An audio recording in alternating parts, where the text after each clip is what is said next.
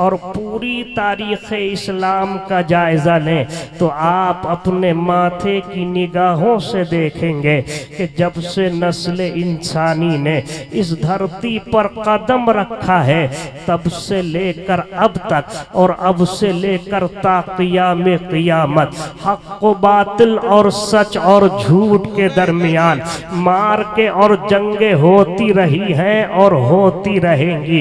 रब कदीर ने जब हजरत आदम अलैहिस्सलाम का जसद खाकी तैयार फरमाने के बाद फरिश्तों को हुक्म दिया था उस जुदूल आदम ए फरिश्तों आदम को सिजदा करो, तमाम फरिश्ते सिजदा रेज हो जाते हैं इल्ला इब्लीस अबा वस्तकबरा वकाना मिनल काफिरीन, मगर शैतान ने सिजदा करने से इनकार कर दिया।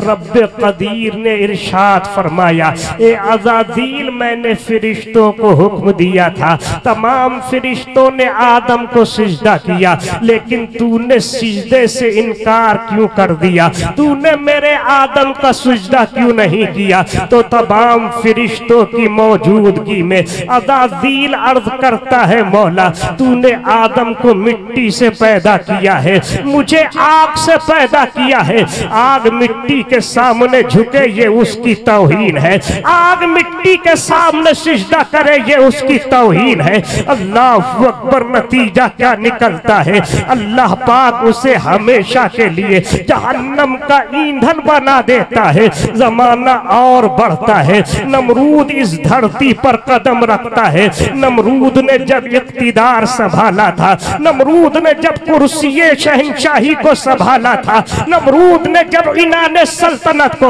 अपनी हाथ में लिया था और हाथ में लेने के बाद नमरूद ने कहा था लोगों मैं तुम्हारा खुदा हूँ, लोगों मैं तुम्हारा माबूद हूँ, लोगों मैं तुम्हारा इलाह हूँ। अब तुम मेरे सामने अपनी पेशानी को झुकाओ, अब तुम मेरे सामने अपने सरों को झुकाओ, अब तुम मेरे सामने अपनी गर्दन को झुकाओ। लोगों ने जब इतना सुना था नमरूद के आगे पेशानी झुकाने लगे, नमरूद के आगे अपने सरों को झुकाने लगे। अल्लाह ने उनको समझाने के लिए हजरत इब्राहीम को भेजा। हजरत इब्राहीम खलीलुल्लाह आते हैं, आने के बाद हजरत इब्राहीम खलीलुल्लाह ने अपनी कौम को भी समझाया है और नमरूद को समझाने के लिए नमरूद के दरबार में पहुंचते हैं। हजरत इब्राहीम फरमाते हैं ए नमरूद खुदा वो नहीं, ए नमरूद खुदा तू नहीं, बल्कि खुदा वो है जिसने आसमानों को भी पैदा किया है, खुदा वो है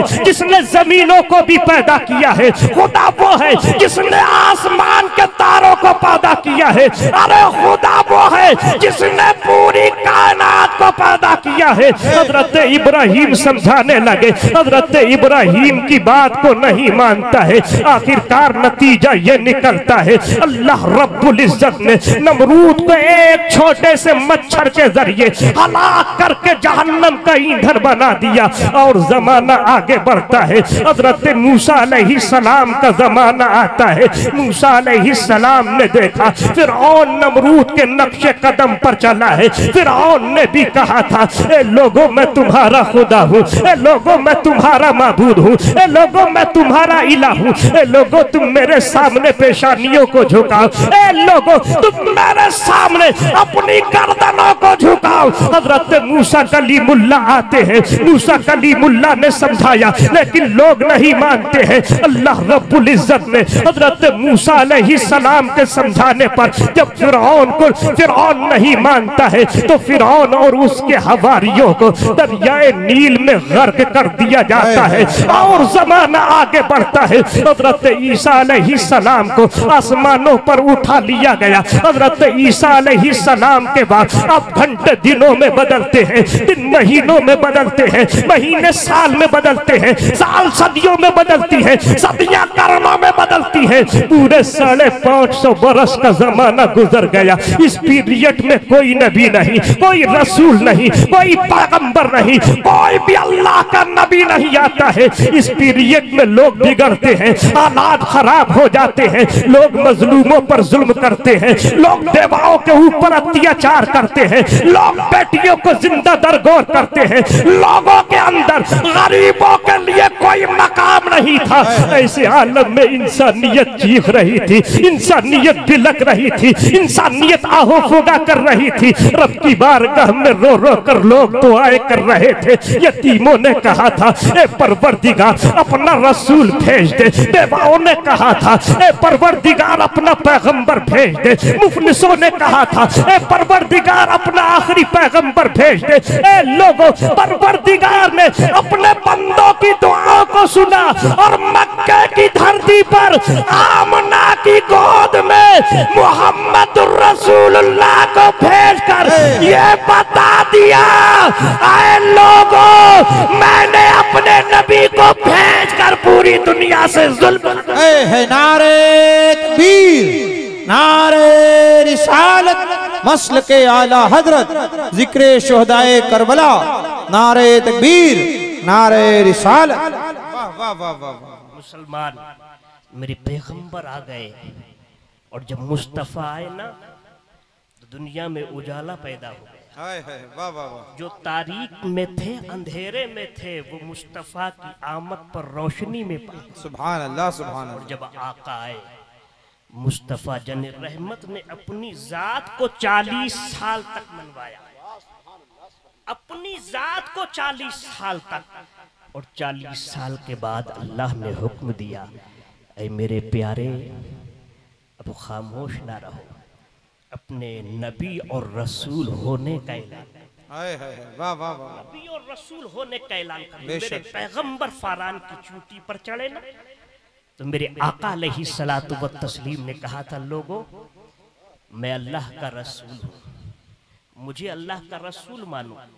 अल्लाह एक है, ला इलाहा इल्लल्लाह मुहम्मदुर रसूलुल्लाह पढ़ो, और जिसने इसको पढ़ लिया अल्लाह उसको जहन्नम से बचाकर जन्नत में दाखिल अता फरमाए। बेशक बेशक। मेरे आका अलैहि सलाम ने जब इतना कहा ना तो जितने भी कुफार थे मेरे पैगंबर के दुश्मन हो गए, आकाए कौनैन के दुश्मन हो गए।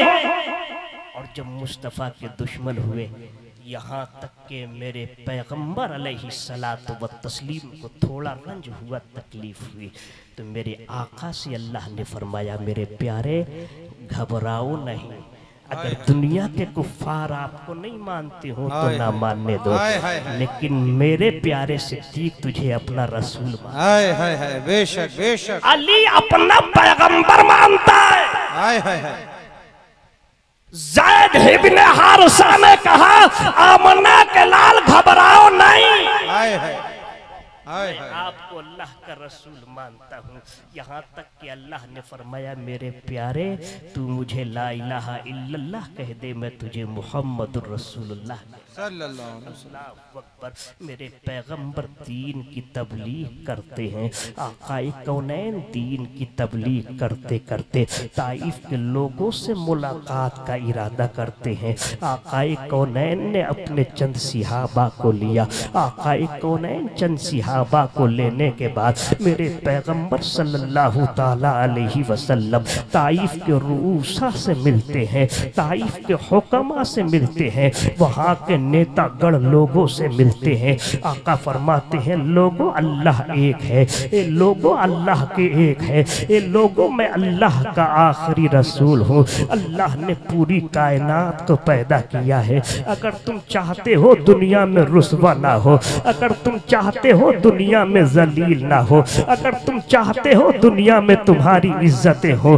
तो ये लोगों तुम अल्लाह पे एक मान लो, मुझे अल्लाह का आखिरी रसूल मान लो। लेकिन उन लोगों ने इनकार कर दिया था। मेरे पैगंबर अलैहि सलातो व तस्लीम आगे बढ़ते हैं। नबी कौनैन अपने चंद सिहाबा को लेकर वहां से चले थे। ताइफ के गुंडे पीछे लगते हैं। आकाए कौनैन के हाथों में मुस्तफा जाने रहमत आगे हैं, उन गुंडों के हाथ में नुकीले पत्थर हैं। मेरे पैगंबर अलैहि सलातो व तस्लीम आगे हैं। उनमें से एक गुंडे ने मेरे पैगंबर पर पत्थर की बारिश कर दी। पत्थर बरसाए जा रहे थे।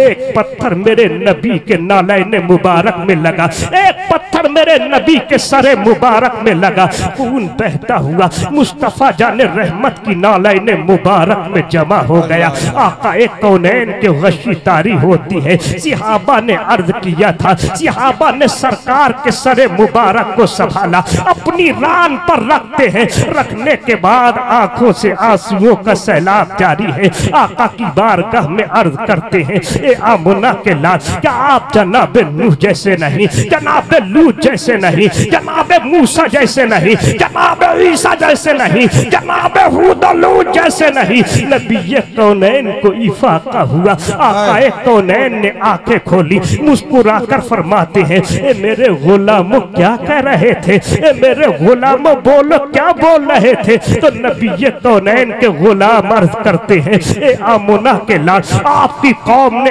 आपके ऊपर अत्याचार किया है, आपकी कौम ने पत्थर बरसाकर आपको लहू लुहान कर दिया है। ए मेरे आका, क्या आप जनाब लू जैसे नहीं, जनाब लू जैसे नहीं, जनाब मूसा और ईसा जैसे नहीं। नबी अलैहिस्सलातु व तस्लीम मुस्कुरा कर फरमाते हैं, ए लोगों, आदम की आदमियत मेरे अंदर है, नूह की शुजाअत मेरे अंदर है, दानियाल की मोहब्बत मेरे अंदर है, लूत की हिकमत मेरे अंदर है, ईसा का मूसा का जाहो जलाल मेरे अंदर है, ईसा की मसीहाई मेरे अंदर है। अल्लाह अकबर। आपके गुलाम अर्ज करते हैं, ए आमुना के लाल, जब उन नबियों को उनकी कौमों ने सताया था, उन नबियों ने अपनी कौमों के लिए दुआएं हलाकत की थी, अपनी कौमों के लिए बर्बादी की दुआ की थी। ए मेरे मौला, परवरदिगार ने किसी कौम को बंदर बनाकर हलाक कर दिया, किसी कौम को पानी के हवाले कर दिया, किसी कौम को आग के हवाले कर दिया, किसी कौम को खिंदीर बनाकर हलाक कर दिया। ए आमुना के लाल,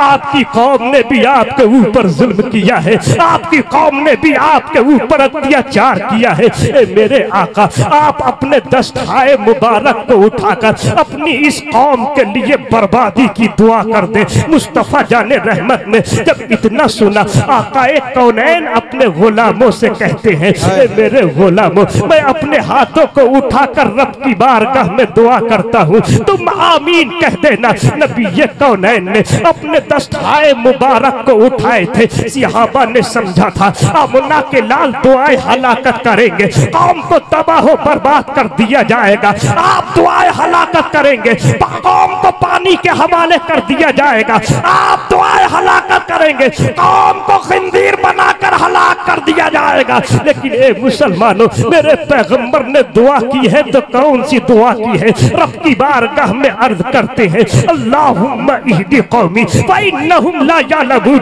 ए परवरदिगार, तू मेरी कौम को राह हिदायत दे, मेरी कौम मुझको पहचानती नहीं, मेरी कौम मुझको जानती नहीं। सिहाबा ने आमीन तो कहा, लेकिन अल्लाह के रसूल की बारगाह में अर्ज करते हैं, ए आमुना के लाल, आपकी कौम ने आपको सताया, आपकी कौम ने आपको ईज़ाएं दी, आपकी कौम ने आपको तकलीफें दी, आपकी कौम ने आपके ऊपर पत्थरों की बारिशें की। ए आमुना के लाल, आपने अपनी कौम के लिए बर्बादी की दुआ क्यों नहीं की? आपने अपनी कौम के लिए हिदायत की दुआ क्यों की? ए आमुना के लाल, जब आपने हाथों को उठाया था, हम समझ रहे थे आप दुआएं हलाकत करेंगे, कौम को तबाह बर्बाद कर दिया जाएगा। आप दुआएं हलाकत करेंगे, कौम को हलाको बर्बाद कर दिया जाएगा। आप दुआएं हलाकत करेंगे, कौम को पानी के हवाले कर दिया जाएगा। ए आमुना के लाल, आपने अपनी कौम के लिए दुआएं हिदायत को क्यों दिया था? आपने अपनी कौम के लिए बर्बादी की दुआ क्यों नहीं किया? तो मुस्तफा ने फरमाया, ए मेरे गुलामों, अरे तुम ये देख रहे हो, मैं आने वाला जमाना देख रहा हूँ। अरे आने वाले जमाने में आज ये कौम मेरे ऊपर पत्थरों की बारिश कर रही है, अरे कल यही कौम मेरे ऊपर गर्दनों को कुर्बान करती नजर। नारे तकबीर, नारे रिसालत, नारे रिसालत, जश्न शोहदाए करबला, नारे तकबीर, नारे रिसालत। सुभान अल्लाह। मेरे पैगंबर ने दीन की तबलीग की, यहाँ तक कि मुस्तफ़ा के लोग दुश्मन हो गए, आपको कत्ल करने की साजिश की गई। मेरे आका अलैहिस्सलाम को हुक्म हुआ, प्यारे अब वक्त आ गया है मक्का छोड़ने का, मक्का छोड़ो, मदीना जाओ। मेरे आका मदीना तशरीफ ले गए और सरकार वहाँ पर भी दीन का काम करने लगे। आकाए कौनैन सल्लल्लाहु अलैहि वसल्लम ने अपनी बेटी फातिमा का निकाह कर दिया। और जब फातिमा का निकाह हुआ, जमाना गुजरा, हजरत हसन के बाद हजरत हुसैन इस दुनिया में तशरीफ लाए। बेशक सुभान अल्लाह सुभान और जब हुसैन इस दुनिया में तशरीफ लाए ना, मेरे आका को इत्तला दी गई, आका तशरीफ लाए। आका अलैहिस्सलाम ने हजरत हुसैन को गोद में लिया, अजान पढ़ी, दाहिने कान में अजान और बाएं कान में तकबीर। आकाए कौनैन सल्लल्लाहु ताला अलैहि वसल्लम ने जब अजान पढ़ी तो मुस्तफ़ा जाने रहमत ने फरमाया, अली का नाम रख दिया है। तो हजरत अली अर्ज करते हैं, सरकार जब आप हैं तो अली में इतनी हिम्मत नहीं कि अली अपने बेटे का नाम। सुभान अल्लाह सुभान अल्लाह। अल्लाहु अकबर। हजरत इमाम हुसैन का सरकार ने नाम हुसैन रखा। जमाना आगे बढ़ता गया और आगे बढ़ा। हुसैन 6 साल या 7 साल के होते हैं, आका हुसैन बच्चों के साथ खेल रहे थे। खेलते खेलते मेरे आका अलैहिस्सलाम और अबू बकर का सिहाबा के साथ गुजर होता है। तो नबी कौनैन ने देखा कि हुसैन खेल रहे थे, हुसैन चल रहे थे। एक बच्चा हुसैन के कदमों के नीचे से मिट्टी उठाता है, चूमता है और अपनी पेशानी से लगाता है। नबी कौनैन ने उस बच्चे को बुलाया ना, आकाए कौनैन की बारगाह में वो बच्चा आया। मुस्तफ़ा जाने रहमत ने उस बच्चे की पेशानी को चूमा। अबू बकर बोले, सरकार क्या मतलब? आका ने फरमाया कि ऐ अबू बकर, ये हुसैन से मोहब्बत करता है तो ये हुसैन से मोहब्बत करता है, और जो मुझसे हुसैन से मोहब्बत करता है मैं उससे मोहब्बत करता हूं। कौनैन ने फिर हुसैन को आवाज दी थी। हुसैन रज़ी अल्लाह ताला अन्हु अभी खेल में मसरूफ मशगूल थे। मेरे आका हुसैन को आकाए कौनैन ने आवाज दी है। नबी कौनैन की आवाज पर हजरत हुसैन दौड़ते हुए आते हैं। नाना आका ने, नाना मुस्तफ़ा ने अपनी बाहें फैला ली, और बाहें फैलाने के बाद आका हुसैन रज़ी अल्लाह ताला अन्हु अपनी नाना की बाहों में आकर के लिपट जाते हैं। मुस्तफ़ा जाने रहमत ने जब इतना देखा, अबू बकर सिद्दीक से फरमाया, ए अबू बकर सिद्दीक, ये मेरा बेटा है, हुसैन मिन्नी व अना मिन हुसैन। इसी मौके पर आका ने फरमाया, अबू बकर हुसैन मुझसे है, मैं हुसैन से हूँ। आखिरकार नबी पाक का जमाना गुजरता है। नबी पाक के बाद खुलफाए राशिदीन का जमाना गुजरता है। खुलफाए राशिदीन के बाद हजरत इमाम हसन का जमाना गुजरा। हजरत इमाम हसन के बाद अमीर मुआविया तख्ते अमीर मुआविया खिलाफत की मसनद पर विराजमान होते हैं। आकाए कौनैन का वो सिहाबी जब इस दुनिया से चला जाता है, नबी कौनैन सल्लल्लाहु ताला अलैहि वसल्लम के नवासे और दूसरे लोग वहां पर मौजूद हैं। इसी असना में यजीद ने तख्त पर कब्जा कर लिया। कब्जा करने के बाद आका हुसैन रज़ी अल्लाह ताला अन्हु की जानिब खत लिखा था। उसमें लिखा था, ए वलीद इब्ने उक़बा, तुम हुसैन को बुलाकर मेरी बैत ले लो। अगर हुसैन ने मेरी बैत कर ली, याद रखना दुनिया का हर इंसान मेरे हाथ में हाथ दे देगा। अगर हुसैन ने बैत कर ली, दुनिया का हर इंसान मेरे हाथ में हाथ देगा, मुझे अपना खलीफा मानेगा, मुझे अपना अमीर मानेगा। हजरत इमाम हुसैन के लिए जब ये खत लिखा गया, गवर्नर हाउस में यजीद का खत पहुंचता है, वलीद इब्ने उक़बा के हाथों में आता है। आका हुसैन के ताल्लुक से लिखा था, ए वलीद इब्ने उक़बा, अगर हुसैन हाथ देने में कंजूसी करे, अगर हुसैन मेरी बैत करने में मना करे, तो ए हुसैन, ए वलीद इब्ने उक़बा, ताखीर ना करना, उनका सर तन से जुदा कर देना। हजरत इमाम हुसैन के ताल्लुक से लिखा, हजरत वलीद इब्ने उक़बा मुहिब्ब अहले बैत थे, इसलिए कोई फैसला ना कर सके। इमाम हुसैन को बुलाया गया। इमाम हुसैन तशरीफ लाते हैं, गवर्नर हाउस में दाखिल होते हैं। इमाम हुसैन के सामने वलीद इब्ने उक़बा अर्ज करते हैं, सरकार यजीद तख्त नशी हो गया है, यजीद ने तख्त पर कब्जा कर लिया है, बादशाही को अपने हाथ में ले लिया है। उसने खत लिखा है, ए वलीद इब्ने उक़बा, हुसैन इब्ने अली से तुम हमारी बैत ले लो। अगर हुसैन इब्ने अली हमारी बैत करने में जरा सी भी ताखीर करे तो तुम उनकी गर्दन को सर, उनके सर को गर्दन जिस्म से जुदा कर देना। हजरत इमाम हुसैन रज़ी अल्लाह ताला अन्हु जैसा ही उतना सुनते हैं, सुनने के बाद वलीद इब्ने उक़बा से कहते हैं, ए वलीद इब्ने उक़बा, तुम जानते हो कि यजीद शराबी है, एक शराबी के हाथ में मेरा हाथ नहीं जा सकता है। तुम जानते हो यजीद एक जुआरी है, जुआ खेलने के वाले, जुए खेलने वाले के हाथ में मेरा हाथ नहीं जा सकता है। तुम जानते हो यजीद मुजरा करने वाला भी है और मुजरा देखने वाला भी है, रंडियों को नचाने वाला भी है, रंडियों का नाच देखने वाला भी है।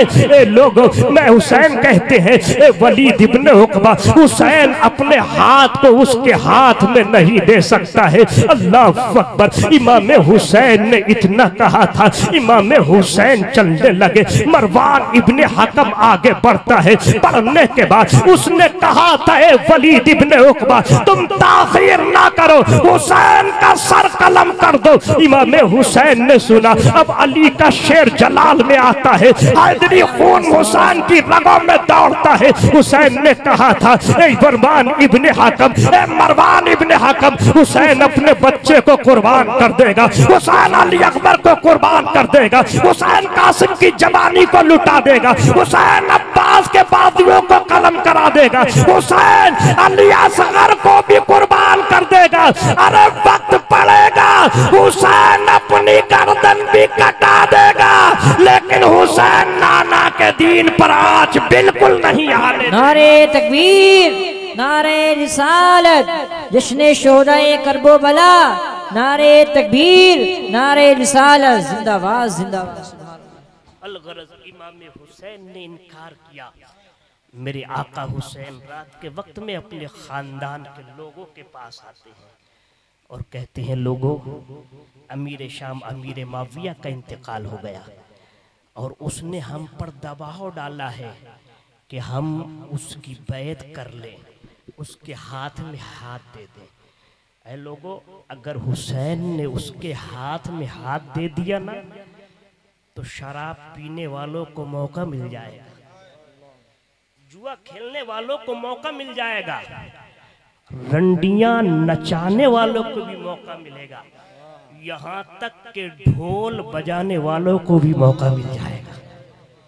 और दुनिया कहेगी, अगर यजीद इन चीजों का आदी था तो हुसैन को हाथ नहीं देना चाहिए, लेकिन यजीद इन चीजों का आदी था, हुसैन ने हाथ दे दिया। मतलब ये है, ये सब चीजें बिल्कुल जायज है।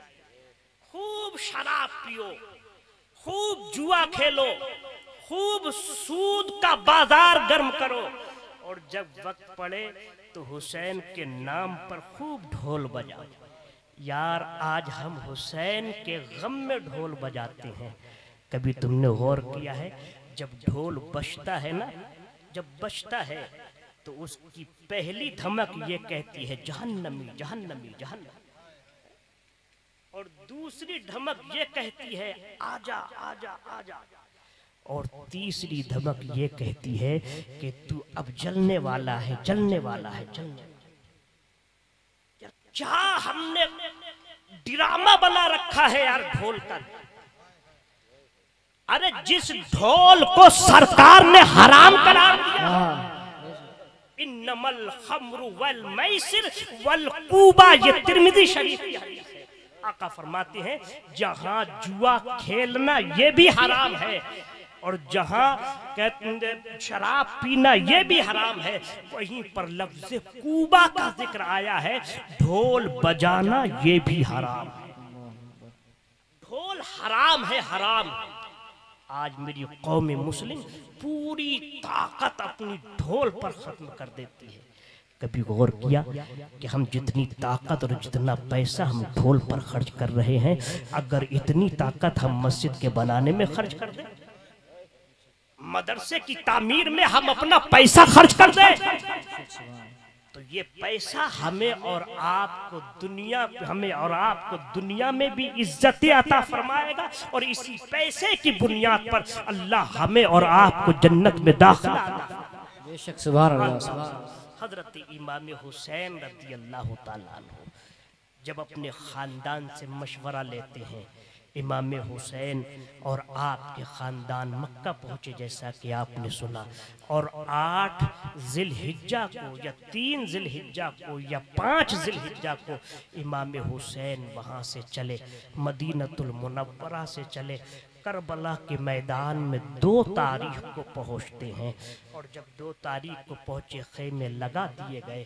हुसैन रज़ी अल्लाह ताला अन्हो और आपके साथियों ने खेमे लगाए, उधर यजीदियों ने भी खेमे लगा दिए। और जब खेमे लगा दिए ना, हर तरफ से अब एक ही आवाज़ आ रही थी, हुसैन अपना हाथ दे दो। लेकिन हुसैन की तरफ से आवाज़ आ रही थी, हुसैन अपना सर दे देगा, लेकिन एक नापाक हाथ में अपना पाक हाथ नहीं दे सकता है।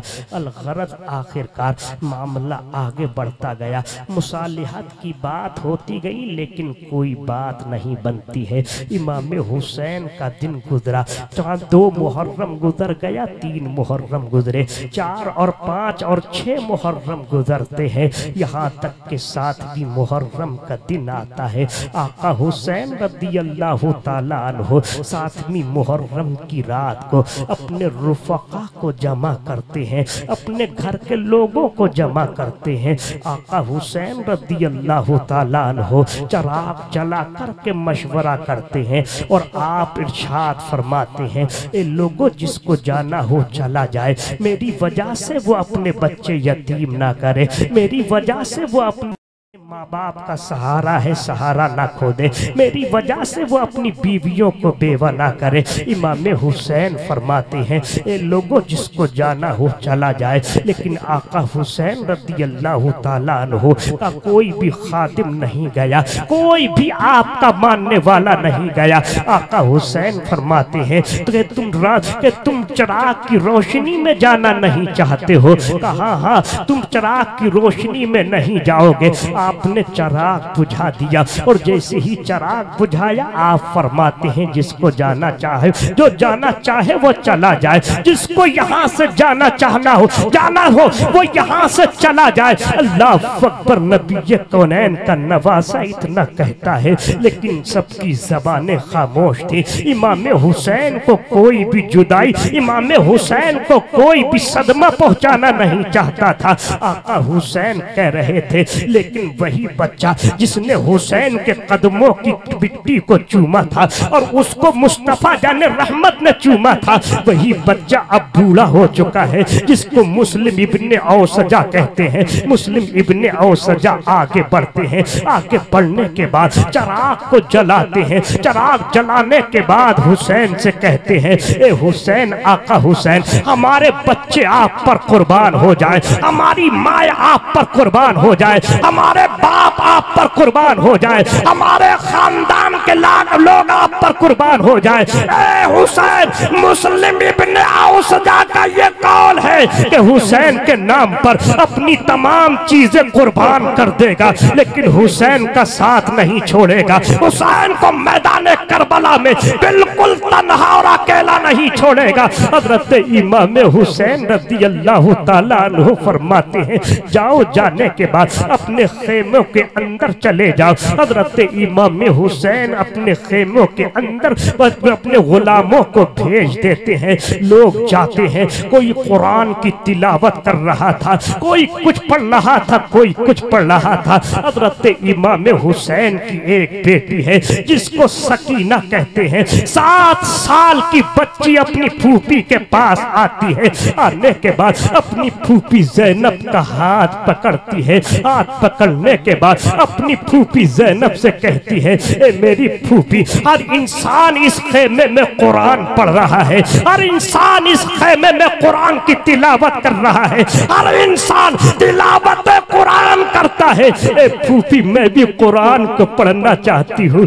ए मेरी फूफी, आप मुझे कुरान पढ़ा दे, आप मुझे कुरान का आगाज करा दे। हजरत जैनब अपनी बच्ची को लेकर के आती है, हजरत हुसैन की बारगाह में पेश करती है। हजरत हुसैन से कहती है, ए मेरे भाई, आपकी बेटी कुरान पढ़ना चाहती है, आपकी बेटी तिलावत कुरान करना चाहती है, आप अपनी बेटी के कुरान मुकद्दस का आगाज करा दे। हजरत इमाम हुसैन ने जब इतना सुना, अपनी बेटी को सामने बिठाला। सामने बिठाने के बाद अपनी बेटी से फरमाते हैं, ए मेरे लाल, पढ़ो औज़ु बिल्लाहि मिनश शैतानिर रजीम। हजरत सकीना ने औज़ु बिल्लाहि मिनश शैतानिर रजीम पढ़ा, फिर आपने बिस्मिल्लाहिर रहमानिर रहीम पढ़ा।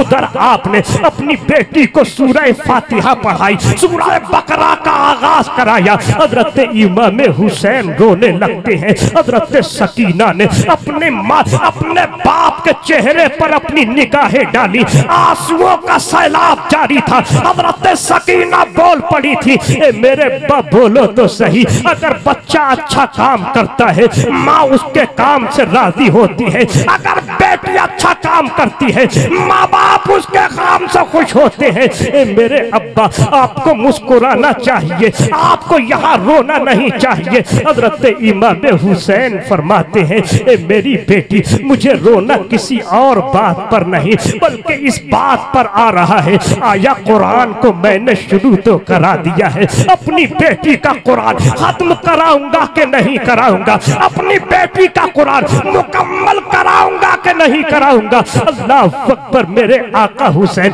और आपके खानदान के लोग कुरान मुकद्दस की तिलावत करते हुए गुजार देते हैं। 8वीं मुहर्रम का सूरज निकलता है, दिन और रात गुजरती है। 9वीं मुहर्रम का सूरज निकलता है, दिन और रात गुजरती है। जैसे ही 10वीं मुहर्रम का सूरज निकला था, तबला जंग बजा दिया जाता है। शिम्र दिल जोशन ने कहा था, ए हुसैन तैयार हो जाओ।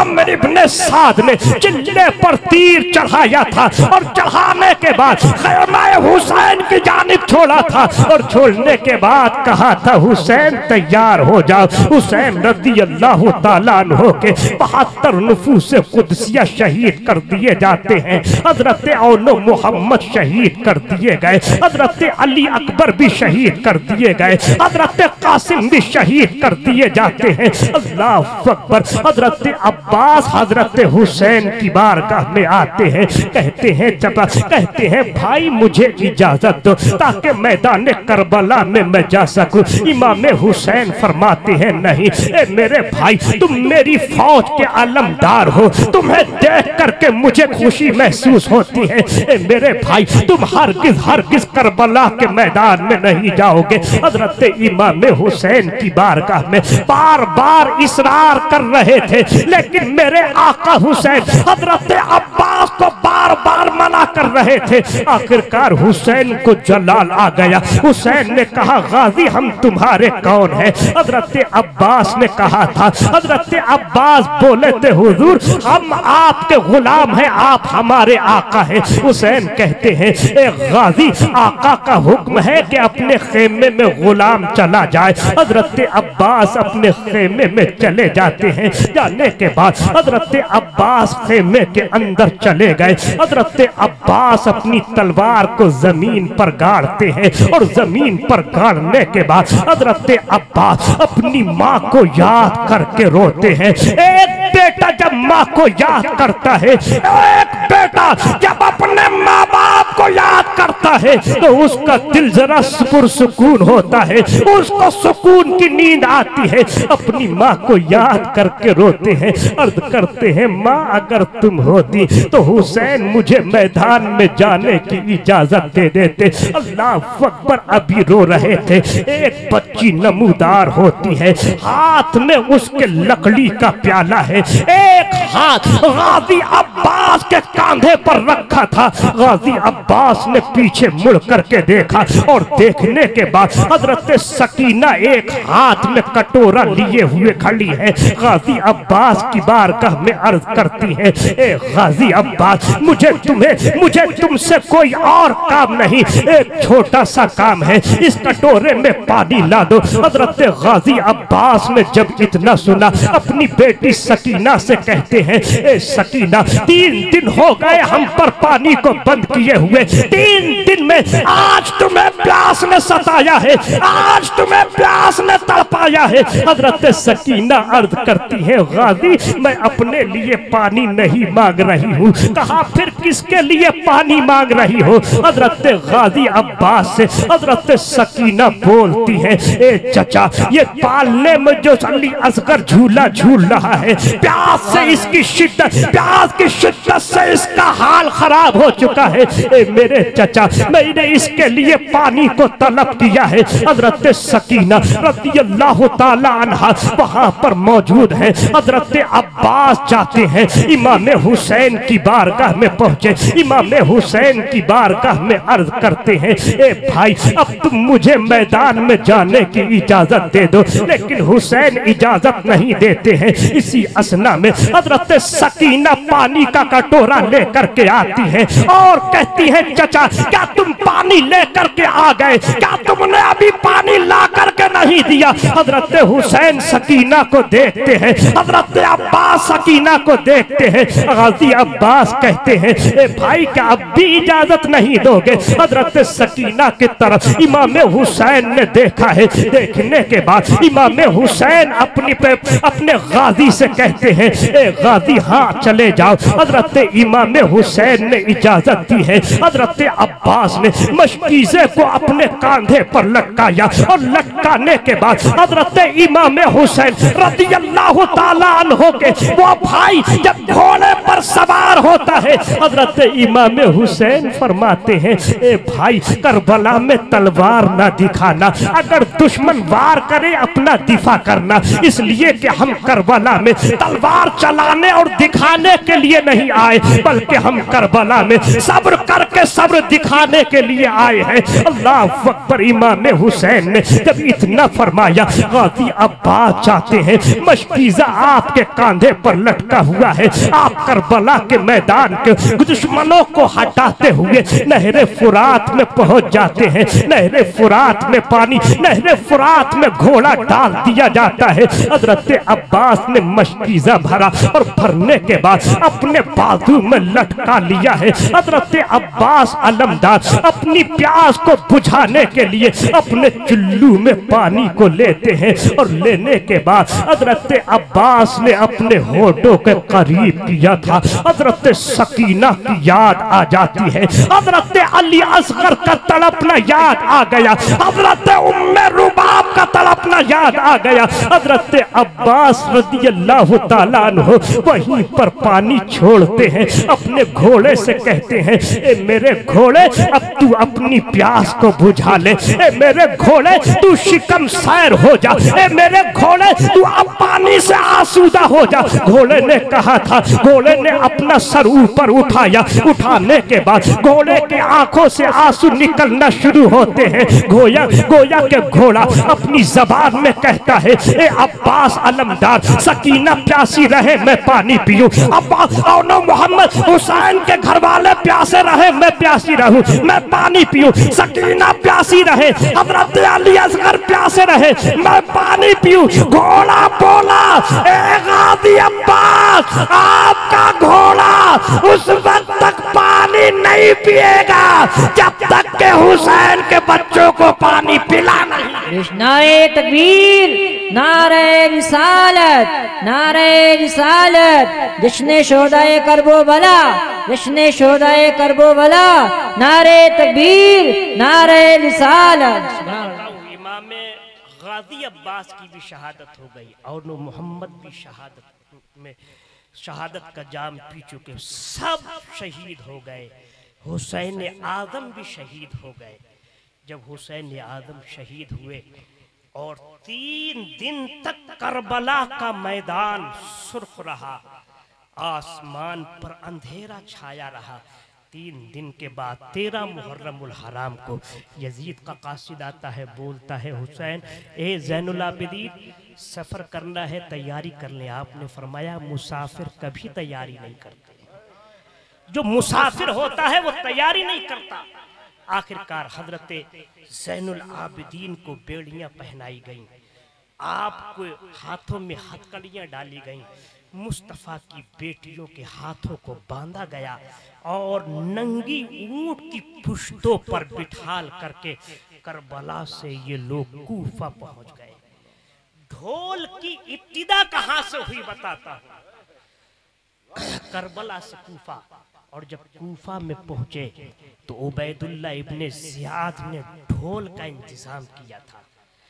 और जब ये काफिला गुजर रहा था, जब ये काफिला गुजर रहा था तो उनका स्वागत और उनका इस्तकबाल माज़अल्लाह ढोल और ताशे से किया गया, ढोल और ताशे से किया गया।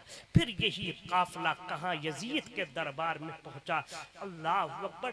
जिस तरह आज हम ताज़िया रख कर के एक दूसरे का मुकाबला करते हैं कि साहब मेरा ताज़िया जीत गया, कि मेरा ताज़िया जीत गया, वहां पर खानदान मुस्तफ़ा की बेटियों को उस बाजार में खड़ा किया गया और खड़ा करने के बाद वहां पर ढोल और ताशे इतनी जोर से बजाए गए कि हम करबला के मैदान में हुसैन और उसके बच्चों को काट करके अमर हो गए। हम ये जंग जीत गए, लेकिन वो ये बिल्कुल भी नहीं समझे कि हुसैन गर्दन कटा करके जीत गया और तुम गर्दन काटने के बाद भी बेशक सुभान अल्लाह, वो नहीं समझे।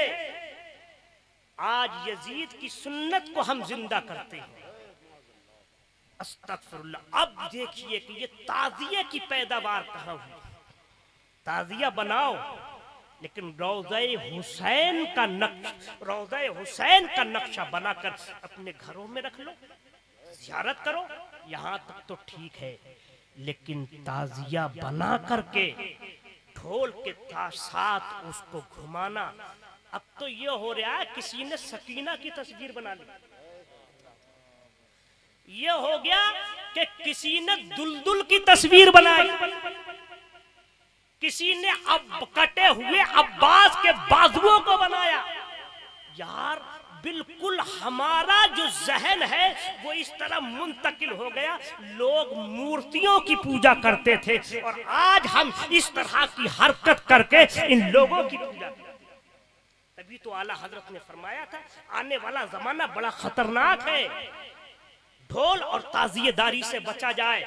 बल्कि आपने ये फरमाया कि जो ढोल के लिए चंदा देता है या ढोल के लिए चंदा इकट्ठा करता है तो अल्लाह पाक और उसके रसूल उस पर लानत फरमाते, उस पर लानत फरमाते। यहां तक भी फरमाया कि अल्लाह ने ढोल बनाने वाले पर भी लानत फरमाई है, ढोल बजाने वाले पर भी लानत फरमाई है, ढोल बेचने वाले पर भी लानत फरमाई है और ढोल खरीदने वाले पर भी लानत फरमाई। हजरत बजाज एक सिहाबी हैं, जा रहे थे, देखा कि रास्ते में ढोल की आवाज आने लगी। सिहाबी हैं, कहते हैं ढोल की आवाज आने लगी तो उन्होंने अपने कान बंद कर लिए और इतनी जोर से कान बंद करे ताकि ढोल की आवाज उनके कानों में ना आए। अल्लाह अकबर। जब वहां से गुजर गए आपने अपने साथी से पूछा जरा ये तो बता दे कि ढोल की आवाज तो नहीं आ रही है? तो उसने कहा नहीं, ढोल की आवाज नहीं आ रही है। तो उसने कहा, उन सिहाबी ने कहा, उन सिहाबी से उनके साथी ने कहा हुजूर इतना तो बता दे कि आपने ढोल की आवाज सुनकर कान बंद क्यों कर लिए थे?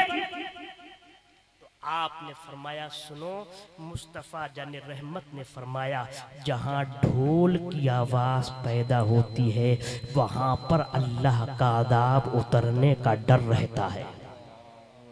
अल्लाह का अज़ाब उतरने का डर रहता है।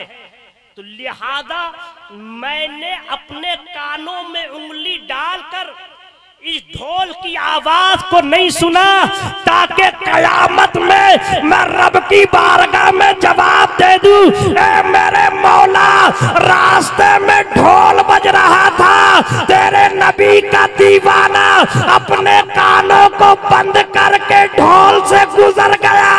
बेशक सुभान अल्लाह, सुभान अल्लाहु अकबर। ताकि अल्लाह मुझे, अगर मैंने थोड़ी सी आवाज भी सुन ली हो, अल्लाह मुझे माफ फरमा दे। तो ये तो ढोल है, जो ढोल बजाता है, ढोल के लिए चंदा देता है, वो बर्बाद हो जाता है, हलाक कर दिया जाता है। और ताज़िये की रस्म कहाँ से पढ़ी वकार, ये भी बताओ। हिंदुस्तान में जब मुगलिया दौरे हुकूमत था, हमारे इस मुल्क में जब मुगलिया दौरे हुकूमत था, तो उस बादशाहों में से एक बादशाह गुजरा है तैमूर लंग। ये बादशाह लंगड़ा था, तैमूर लंग बादशाह है, ये गुजरा था। तो इसका उसूल ये था कि हर मुहर्रम की 10 तारीख करबला में मनाता था। क्यों? इसलिए कि वो शिया और राफी था। लेकिन जब वो बीमार हो गया, हिंदुस्तान से ईरान ना जा सका, तो उसने इस ताज़िये की शक्ल में रोज़े हुसैन बनाया। और जब रोज़े हुसैन बनाया तो उस ताज़िये को सिर्फ और सिर्फ मुहर्रम की 10 तारीख ही में निकाला जाता था। लेकिन ये रस्म और आगे बढ़ी। पहले ये कमरे में था, कमरे से रोड पर आया, रोड से सड़कों पर आया। पहले ये तन्हा था, फिर ढोल के साथ आया, फिर सारंगी के साथ आया, फिर बीन के साथ आया, फिर बाजे के साथ आया। और आज हाल ये है कि ये ढोल बुतों की मूर्ति के साथ भी आ गया। ऐसा ऐसा नक्शा हम बनाते हैं। कोई किसी ने किसी मंदिर का नक्शा बना दिया, किसी ने किसी का नक्शा बना दिया। यार ये सब नाजायज और हराम वाली सूरतें हैं, इनसे हमें और आपको बचना चाहिए। और अगर जो नहीं बचा, याद रखना वो अल्लाह की गिरफ्त से बाहर नहीं है। अल्लाह रब्बुल इज्जत जरूर बिल जरूर कयामत में उससे हिसाब लेगा। आइए हम और आप अल्लाह की बारगाह में तौबा करते हैं। मेरे मौला, मेरे बोलने में जो भी गलती सरजद हुई हो, अपने प्यारे हबीब के तवस्सुल से माफ़ फरमा। हम सबों के गुनाहों को माफ़ फरमा। हम सबों को एक और नेक बना दे। कलमा तैयब पढ़ लें, ला इलाहा इल्लल्लाहु मुहम्मदुर रसूलुल्लाह सल्लल्लाहु तआला अलैहि वसल्लम व मा तौफीक़ी इल्ला बिल्लाह। अस्सलामु अलैकुम।